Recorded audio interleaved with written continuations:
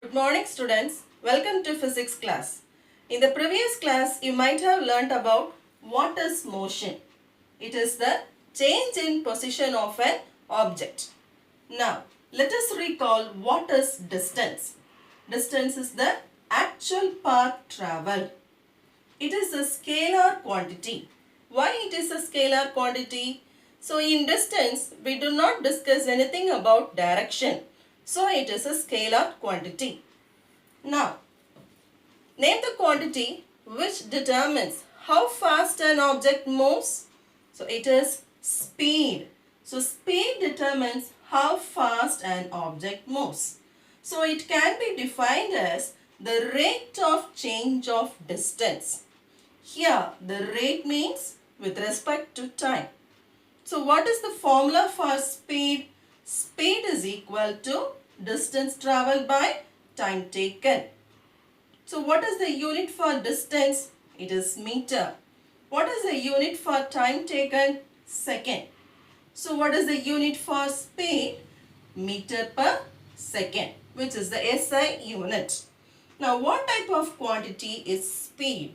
Speed is a scalar quantity since we do not discuss anything about direction. Now let us recall what is displacement. Displacement is the change in position of an object with respect to the direction. So in displacement, we calculate the distance along with the direction. So it is a vector quantity. Now, name the quantity which determines the speed along with the direction.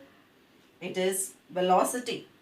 So velocity gives speed of an object and also the direction it moves. So it can also be defined as the rate of change of displacement. So the formula for velocity is displacement by time taken. So its SI unit is meter per second. Since in velocity it gives the direction and also the magnitude, it is a vector quantity. Now let us discuss about what is acceleration. Acceleration means an object is moving, either it speeds up or it slows down. So it can be defined as the rate of change of velocity. So whenever there is a change of velocity, the object accelerates. It means that either the object speeds up or slows down. Now let us calculate a formula for acceleration. Let u be the initial velocity. It means that the velocity at which the object starts moving. Let v be the final velocity at which the object slows down or stops. Now acceleration is equal to the final velocity minus initial velocity by time. So a, which is acceleration, is equal to the final velocity v minus initial velocity u divided by time. So this is the formula for calculating acceleration. Now what is the unit for velocity? It is meter per second. Now for time the unit is second.